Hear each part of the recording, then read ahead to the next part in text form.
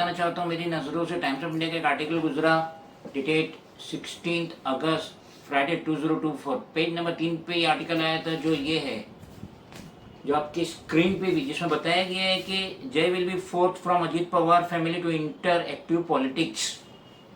इतना बड़ा आर्टिकल है टाइम्स ऑफ इंडिया में, जैसे कि 15 अगस्त थर्सडे 2024 अजीत पवार पुणे में थे, जो कि एनसीपी के चीफ है, और उन्होंने बताया कि मेरा ऐसा हाल फिलहाल में कोई इरादा नहीं है, जो स्टेट का विधानसभा का इलेक्शन होने वाला अक्टूबर नवंबर में, तो वो बारामती से अपनी किस्मत आजमाए, जैसे कि लास्ट टाइम वो वहां से इलेक्शन जीते थे। अब अगर अजीत पवार वहां से बारामती से विधानसभा का इलेक्शन नहीं लड़ते हैं, तो वो अपने यंगर सन जय पवार को आगे बढ़ा रहे हैं कि वो वहां से अपनी किस्मत आजमाए। और अगर जय पवार इंटर करते हैं पॉलिटिक्स में, एक्टिव पॉलिटिक्स में, तो अजीत पवार की फैमिली में से वो चौथे फर्द होंगे जो इंडियन पॉलिटिक्स में पार्टिसिपेट कर रहे हैं। इससे पहले उनका जो बड़ा लड़का है पर्थ, उसने मवल से 2019 में लोकसभा का इलेक्शन लड़ा, लेकिन हार गया।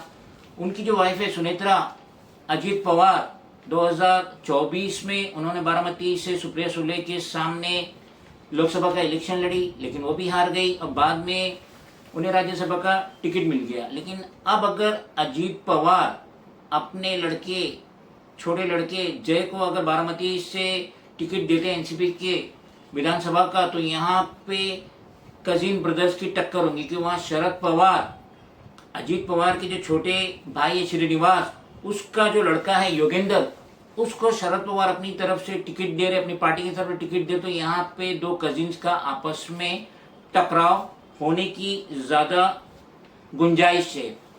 रिसेंटली अजीत पवार ने स्टेटमेंट दिए थे कि मैंने गलती किया, अपनी वाइफ सुनेत्रा अजीत पवार को बारामती से उनकी कजिन सुप्रिया सुले के सामने लोकसभा का इलेक्शन लड़ा के, जो कि वो अनकरीब 1.5 लाख वोटों से हार भी गए। अजीत पवार की वाइफ सुनेत्रा 1.5 लाख वोटों से हार भी गई। लेकिन यहाँ पे अजीत पवार ये कह रहे थे कि मैंने गलती किया, मेरे को, मेरी वाइफ को सुप्रिया सुले के सामने इलेक्शन नहीं लड़ाना चाहिए था। लेकिन अब वो अपने छोटे लड़के जय की राह हमवार कर रहे हैं, और किस तरीके से अपनी एग्जिस्टिंग सीट अजीत पवार अपने लड़के जय को दे रहे। तो यहाँ पे देख लीजिए कि खानदानबाजी चल रही है पॉलिटिक्स में। नरेंद्र मोदी कितनी भी आवाजें लगाए कि कांग्रेस पे इल्जाम लगाए, नेहरू पे इल्जाम लगाए, इंदिरा पे इल्जाम लगाए, राहुल पे इल्जाम लगाए कि यहाँ पे खानदानी पॉलिटिक्स चल रही है, नए लोगों को चांस देना चाहिए। और अभी तो लाल किले से उन्होंने 15 अगस्त को बयान दिए कि 1 लाख नौजवानों को वो पॉलिटिक्स में एंट्री की इंटर कराएंगे, जिनका कोई भी पॉलिटिकल बैकग्राउंड नहीं है। लेकिन यहाँ देख लीजिए, सिर्फ ये जो टॉप मोस्ट नेता है वो अपनी फैमिली मेंबर्स को ही पॉलिटिक्स में लाएंगे, बाकी जो कार्यकर्ता है वो खाली झंडा लहराते हुए घूमेंगे, स्लोगन देते हुए घूमेंगे, चिल्लाते हुए घूमेंगे, उन्हें कोई बड़ा मौका मिलने वाला नहीं। और देख लिए खानदानी परंपरा पॉलिटिक्स में रहने ही वाली है। अजीत पवार ने जहाँ अपने बड़े लड़के को भी चांस दिया, वाइफ को भी चांस दिया, छोटे को भी चांस दे रहे, खुद भी पॉलिटिक्स में, तो खानदानी परंपरा यहाँ खत्म होने का नाम नहीं लेने वाली।